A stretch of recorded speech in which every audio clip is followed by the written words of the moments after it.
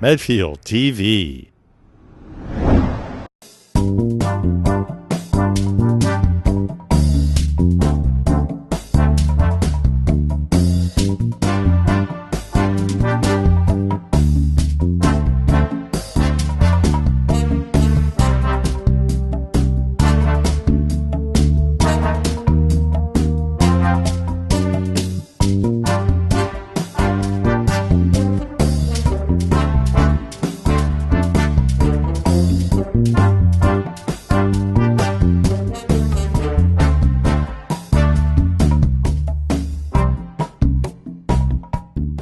Welcome to Simply Legal. I'm your host, Geralyn Warren, longtime Medfield resident and practicing attorney here in Medfield. As the viewers are aware, each month I present a topic that I hope you find not just interesting but also useful. Today's format will be a little different. Today we'll be talking about some outside budget sections that are in Governor Baker's budget, as well as some budget issues that are in the House and the Senate, statewide and also federal. Before we begin, though, I'd like to introduce my associate, Erin Fontana, who has been a guest on Simply Legal in the past, but it's been a while, so I thought she'd want to reintroduce herself to our viewers. Welcome. Thank you. Do you want to go ahead and tell everyone a little bit about yourself? Sure. Well, I grew up in Connecticut. I went to undergraduate college at Washington and Lee University. Then I came back north and went to Boston College Law School, where I met my husband. After I graduated from law school, I clerked for a federal bankruptcy judge for a year. And then I worked at Ropes and Gray for several years in their bankruptcy and business restructuring practice. And then when we were about to have my second child, we thought maybe we should, leave the city. So we moved out to Medfield, and I took a break so I could be home with the kids. And then when my youngest started school full-time, I met you, and I started working again, and it's been a really great experience. It's been about 2 years, and it's quite a change from the big firm practice, but it's nice because I get to actually meet the clients and see the people I'm helping firsthand, so it's been great. Thank you. We're going to begin with the state budget issues that are out there that I think are going to affect many viewers and our seniors. And the first one we're going to talk about is expanded estate recovery. And that was part of Governor Baker's budget outside Section 11.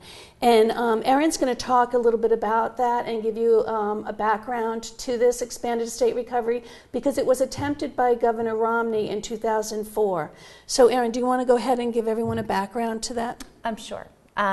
So as you said, Governor Romney first attempted expanded state recovery. They passed legislation, and a little over or around a year later, the legislation was repealed because it turned out to be an administrative nightmare. It caused delays, confusion, and ultimately, I think it cost the Commonwealth more because in addition to the administrative costs, they ended up having to refund all the money they collected through expanded recovery.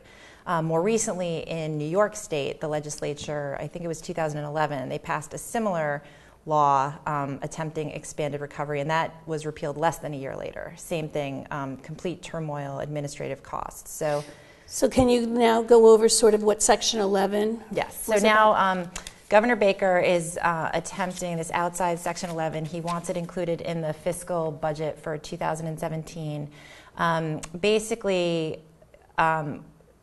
Currently, under the current law, if an individual in Massachusetts receives mass health coverage for nursing home care or whatever, once that individual passes away, the Commonwealth can recover some of the costs it expended on that individual's account from their probate assets that would normally pass through a will.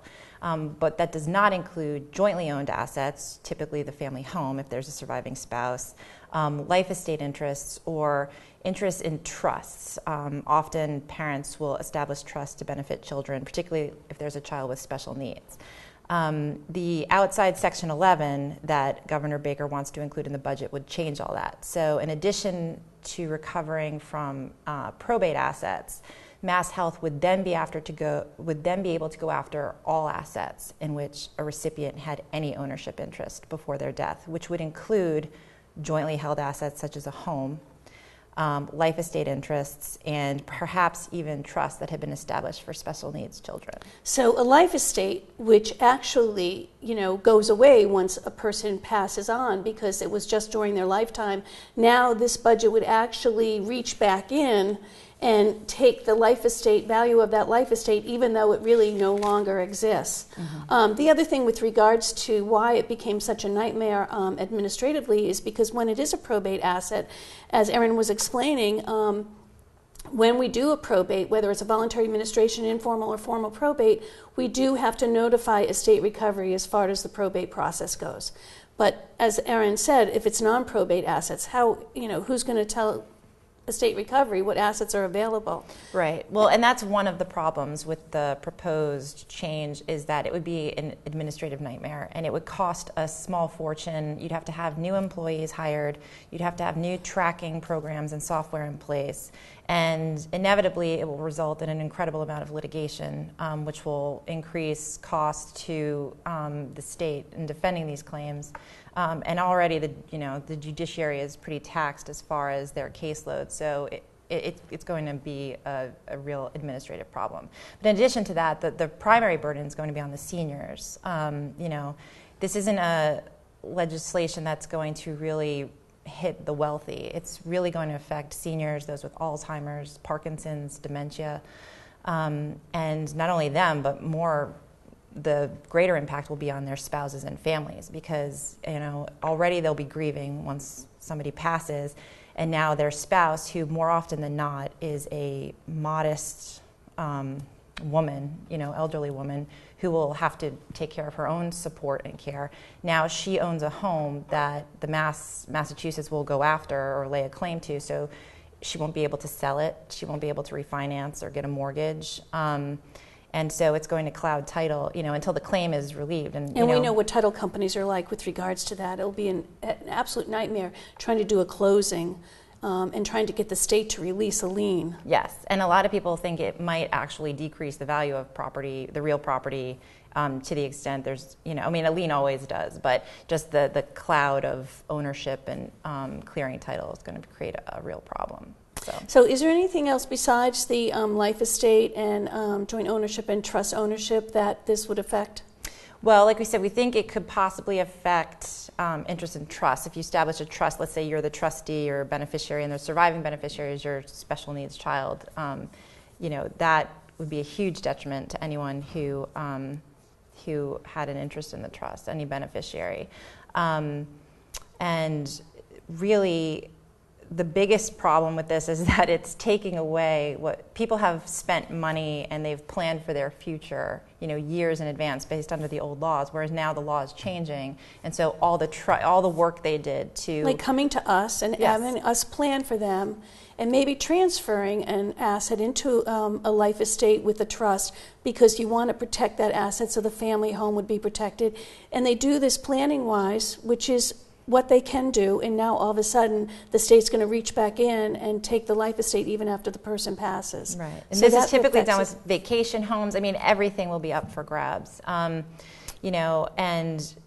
they have no certainty now with regards to planning. With regard to their planning, and like I said, all these people who planned years ago, it's sort of, they have no notice. Everything's being taken away from them. So it's really not a good thing for our seniors. Okay. Now, with regards to that, though, I wanted to let our viewers know that there was a call to action by the National Academy of Elder Law's attorneys, the Mass chapter, which I am a member of. And we had a call to action because we wanted to make sure that this was not part of the budget in the House or the Senate, in the State House and the State Senate. And we, in fact, were successful by calling our clients, sending out sample letters, and getting everyone to get notice to their representatives that they did not want them to support this. And we were successful so that the legislation did not be included in the budget for the House. So we were successful in that. And then the Senate, because I think they saw what happened in the House, did not include it in their budget. So currently, we were successful in not having it part of the budget in the state, but we're not sure, again, what Governor Baker will do with regards to the budget and whether he would veto their budget or, so stay tuned with regards to that. Mm-hmm. Is there anything you wanted to add on the expanded estate recovery? Well, just as far as other reasons why it's not really in anybody's interest. So there is, I should mention, in all fairness, there is an undue hardship exception in Governor Baker's proposed outside Section 11. So you could say, well, I should not be subject to expanded recovery due to undue hardship. The problem is there's no criteria set forth to explain what undue hardship is. And traditionally, when anyone throws any sort of undue hardship exception at the Commonwealth, they're rejected with no explanation. So in addition to the, and there's a cost to that. A huge cost, litigation. In order for you to, there's litigation, because I've had to argue undue hardship, and you have to go to fair hearings, and it's more cost to your client, and many of which who are on Mass Health don't have assets. So as you and I both know, we've done a lot without having to charge our clients because there's just no assets there. Right. Well, and it's a huge cost to the Commonwealth as well, because they have all these administrative agencies and employees who have to deal with this influx of undue hardship. I mean, everyone theoretically could claim undue hardship in some way, shape, or form. And then the only other thing I would mention is there's another more complicated piece to the legislation. The clawback. So this deals with prescription drug coverage. Medicare Part D, the prescription drug program that was implemented in 2006, it changed who would have to pay for prescription drugs for those who are eligible for both Medicaid and Medicare. Medicare would pay for the prescription drug coverage. And then the federal government put out a formula where each state would reimburse the federal government for what they paid in Medicare to the individuals in that state receiving prescription drug coverage. The problem with, and it's very complicated, it's not worth going into, but basically the bottom line is outside Section 11 now proposes that the Commonwealth can recover for the costs paid out for your prescription drug coverage. However, the problem is that the formula that the federal government uses is based on a collective, these are the number of people in the state who we've paid drug coverage for, whereas the state would seek to recover on an individual level. So you would have their possibility of people actually them going after assets for prescription drug coverage that they never even benefited from. So that's another more complicated, but just another reason why outside Section 11 But it's good that our viewers understand that, if they hear that, they understand that was part of the outside Section 11 as well. One other thing that's coming up with regards to the state and the budget is the hold. There's always been a 10-day hold for patients or clients that are in a nursing home and need to go into the hospital. There was a 20-day hold, so they know that their bed would still be in the nursing home waiting for them. If they had to leave the nursing home to do something with their family, there was a 10-day for non-medical reasons. Neither one of these were included in the new budget, so we've had to work on getting an amendment to include the 20-day bed hold and the 10-day bed hold. So that's something I think the viewers should be aware of, because it's really unsettling if the family member, is transferred into the hospital for a medical reason, and they think that their loved one's going to go back to that nursing home, and the bed is gone. Yeah. So it really is important that we get that amendment done, and that they do include that in the new budget.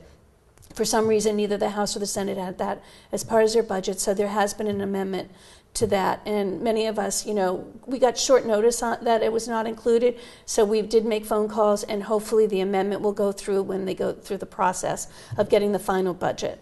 One other issue that I think I should make everyone aware of is an amendment to Section 28, Chapter 18E of the General Laws, only because I work with this a lot when I'm doing a Mass Health application.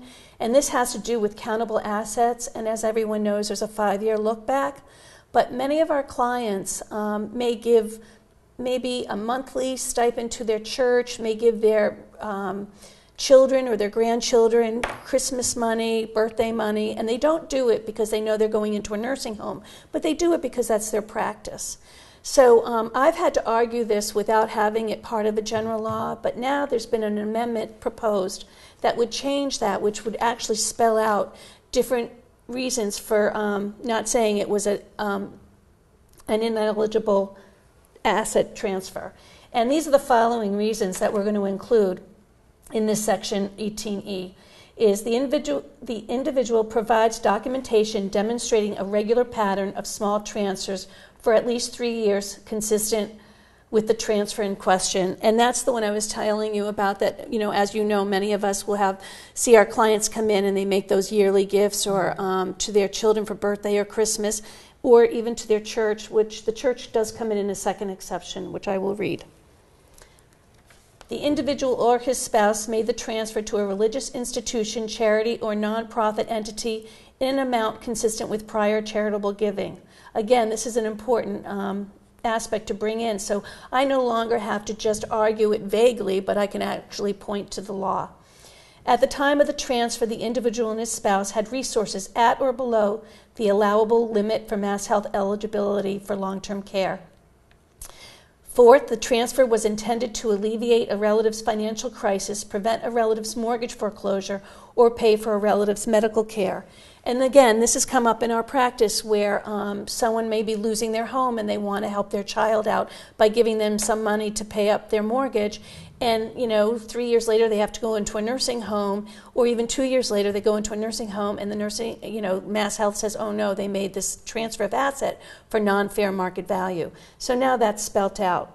And finally, they include, at the time of the resource transfer, the individual's medical record did not indicate a significant likelihood that the individual would require nursing home services in the near future. And that's basically what I always had to argue, but now it's actually spelt out. So I think, I just wanted the viewers to know that this is an amendment that Senator Montigny, sorry, he's not one of ours in Norfolk, but he actually proposed this amendment, and we're supportive of it, and we're letting him know that we're supportive of it, and when it gets on there, we'll let our legislators know as well. And finally, there's one other thing that's been proposed, which I strongly support, and that's the Home Care Commission, which will look at home health care benefits. And we really want to try to keep people in the community as long as possible, but we want to make sure there's no abuse of that. So that commission would be important as well. So as far as state-wise, those are things that we're aware of that we thought the viewers would want to know about. And then I'm going to turn to now the federal. The biggest one with the federal that I've been working on for probably over a year about a year in April, is the end observation status. Now, how Massachusetts wanted to address the issue that many of our clients are having with regards to this is by just making sure that the client got notice when they were in the hospital that they were not admitted, so that Medicare would not cover them if they went into a nursing home. So currently, as many people know, that in order to get any Medicare coverage for a skilled nursing facility, you have to be an inpatient for 3 days. What hospitals are now doing, and they've done it in the past, but now it's really they've been doing it more and more, and it's actually been since the Affordable Care Act, because they get fined if a client is readmitted with a certain period of time, they get fined. So now what they're doing is using the observation status. So that's why this is becoming much more of an issue, and I want everyone to be aware of it.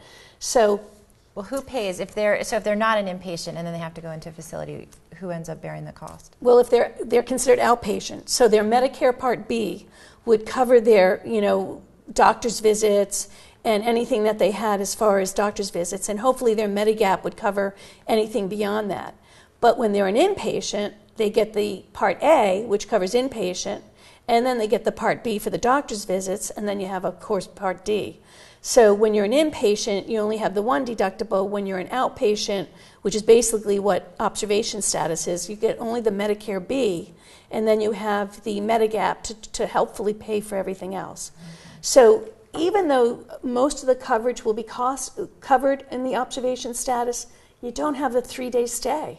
So many of our seniors that have to go into a skilled nursing facility for rehab or for a short stay in a nursing home or even for a long stay, because as you and I both know, sometimes when they're first in the nursing home, they need some coverage in order for us to then help them get benefits to cover the rest of the cost. They won't have that 3-day stay. So my feeling was that the state answer to giving notice really doesn't address the issue. There is some facilities that, and I think only 3 in Massachusetts, that have like a floor that allows a waiver of the 3-day, but we don't want to just worry about waiver. We want to end the observation status. if someone stays in a hospital overnight, they should be admitted. Right. You know, I mean, if someone's in a hospital for more than 10 days, they should absolutely be admitted. So we have a House law and a Senate rule that would that would end this observation status. And I just want our viewers to know what it's called. It's Improving Access to Medicare Coverage Act of 2015. The House bill is 1571. The Senate bill is 843. I actually, on my email, have a congressional alert to let me know where the bill is and when it is. The House bill's been stuck in House Ways and Means since April of 2015. The Senate bill is stuck in Finance since 2015. Has anyone signed on to it, though? Are there any legislators that are pushing it forward? That's a really good question. We've been very successful statewide to get our congressman, except Steve Lynch, needs to sign on to it. And as far as our two senators, Ed Markey did, but not Elizabeth Warren. And I've been in touch with Elizabeth Warren's office and sent her letters, and I haven't really gotten a response. So if the viewers want to send in letters to her asking her to support the Senate bill, again, I'm going to repeat it, Senate bill number S843, or you can just say Improving Access to Medicare Coverage Act of 2015. So that would be very helpful, because right now both of these bills are just stuck, one in the House Ways and Means and the other one is stuck in Finance. And I really think it's an important bills to get passed for our clients. And I know the Medicare advocacy project has been very successful, or not successful, but has been very strong in trying to get these two passed as well. The other thing I wanted to mention to our viewers is that if they do find themselves in that position where they weren't admitted inpatient, first of all, I want the viewers to know, and any family member to know, if they have a senior that is going into the nursing home and they think they may, into the hospital, and they think they may go into nursing home, find out if they've been admitted.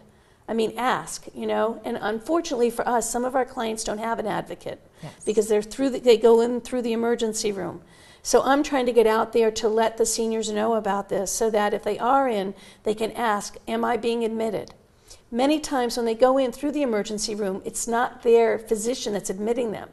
So if they're through the emergency room, what they need to do is contact their physician, their primary physician, and tell them, listen, if I need to go into a nursing home, please admit me. So that's one way of trying to get around this observation status. The other thing I wanted to let my viewers know is that the Center for Medicare Advocacy has been great in putting out a self-help packet for Medicare observation status. And they really list exactly what you need to do if in fact you find yourself in this situation and you need to actually ask for reconsideration of the status, or you need to appeal the status. So they've really outlined it. If anyone comes up and there's this problem and they're going through the self-help packet and they need help, they can certainly call Warren Law or any elder law attorney, and I'm sure they'd be willing to help them, because this process can be kind of tedious. And whenever you're going up against Medicare, it's not always an easy process. No, it's not. Yeah, so I think that if someone gets into the situation, they should call an elder law attorney. And that brings me up to the point that I do want my viewers to be aware that if they are seeking some legal advice with an elder law attorney, that they should really make sure that they're a member of the National Academy of Elder Law Attorneys. And specifically, if they are, they belong to the Mass chapter. Because as you can tell from just our program today, we're in tune to what's going on at the state and federal level with regards to legislation affecting our seniors. And you really need to have someone that's aware of these changes, or how Mass Health is treating certain assets, and what's going on with fair hearings. We get all the fair hearings. We know what's going on. If there's a 30A appeal after a fair hearing, we're aware of that as well.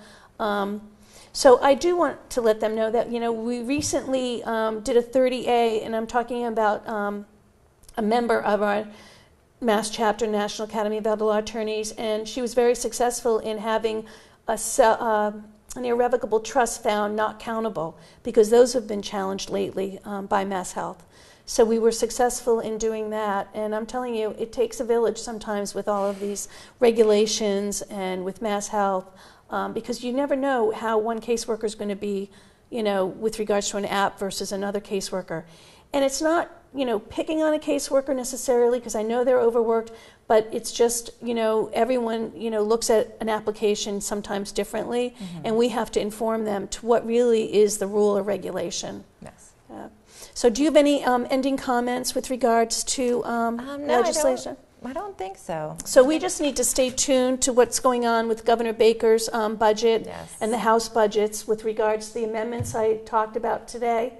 And please, really, I will let the viewers know with regards to the observation status, any updates with regards to that. And let's get support from all of our senators and congressmen so we can get both the House bill and the Senate bill passed. And finally, I just want to tell my viewers, we are looking out as much as we can for your well-being, and, we appreciate you tuning in. And remember always that it's simply legal.